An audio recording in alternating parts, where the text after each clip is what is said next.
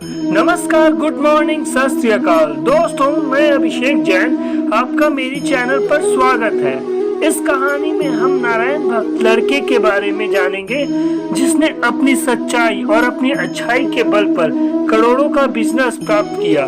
तो दोस्तों, फटाफट से चैनल को लाइक, शेयर और सब्सक्राइब अवश्य कर ले। तो चलिए शुरू से शुरू करते हैं। बहुत समय पहले की बात है। एक गांव में दो दोस्त रहते थे। एक अमीर था और दूसरा गरीब था। एक का नाम श्याम था और दूसरे का नाम कमल।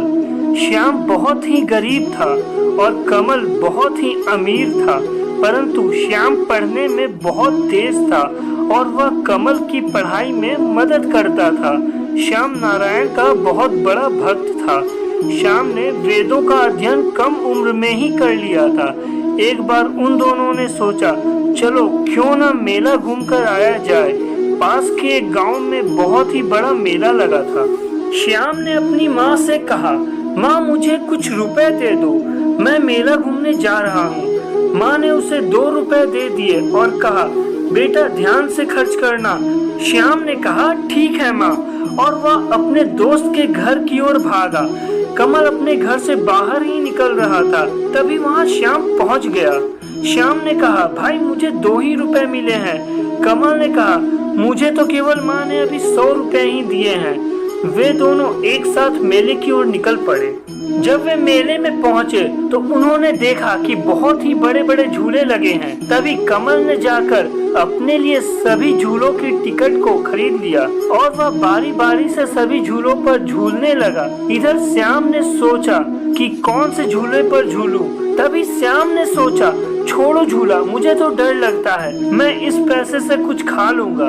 उधर से कमल श्याम को झूले पर से आवाज दे रहा था, श्याम चलो आओ, परंतु श्याम चुपचाप उसे देख रहा था।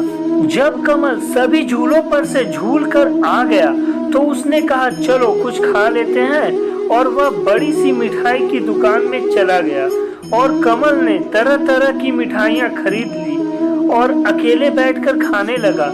इधर श्याम सब कुछ देख रहा था। जब कमल का पेट भर गया तो उसने कहा, चलो अब घर की ओर चलते हैं। श्याम ने अपनी जेब में छूकर देखा पैसे को और सोचा, कोई नहीं, घर जाकर खा लूंगा। जब वह मेले से घर की ओर जा रहे थे तो रास्ते में एक बूढ़ी औरत मिली। बूढ़ी औरत ने कहा, बेटा मैं बहुत समय से भूखी हूँ, मुझे कुछ खाने को दे दो। तभी कमल ने कहा, मेरे पास पैसे नहीं है, चलो आगे जाओ। यह सब देखकर श्याम को बहुत दया आ गई, तो उसने अपनी जेब से कुछ पैसे निकाले और जाकर कुछ खरीद लाया और उस बूढ़ी औरत को दे दिया। बूढ़ी औरत ने धन्यवाद किया और वे दोनों मित्र आगे बढ़ गए। कुछ दूर चलने के पश्चात वह घर पहुंच गए। अगले दिन जब वह स्कूल से घर की ओर जा रहे थे तभी रास्ते में एक कुत्ता का बच्चा मिला। तो श्याम ने उसे उठाकर देखा तो उसे चोट लगी थी, उसके पैरों से खून बह रहा था।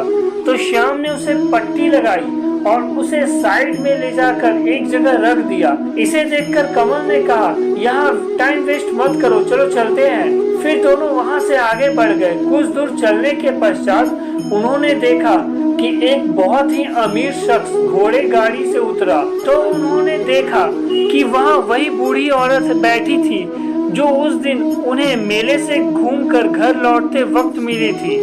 बूढ़ी औरत ने बोला, मेरे पास बहुत पैसे हैं, परंतु अच्छा इंसान मेरे आसपास नहीं था, तो इसलिए मैंने वह नाटक किया था ताकि मैं ऐसे लड़के को ढूंढ सकूं जो मेरा सारा बिजनेस संभाल सके। बूढ़ी औरत ने उसे अपना बिजनेस संभालने के लिए चुन लिया। इसके पश्चात वह गरीब लड़का खुशी खुशी अपने माँ के साथ रहने लगा। अगर यह कहानी आपको अच्छी लगी तो कृपया लाइक, शेयर, सब्सक्राइब अवश्य करें और कमेंट में बताएं कि आपको इससे क्या समझते हैं। तो फिर मिलेंगे नेक्स्ट वीडियो में, तब तक के लिए धन्यवाद, बाय बाय, गुड नाइट।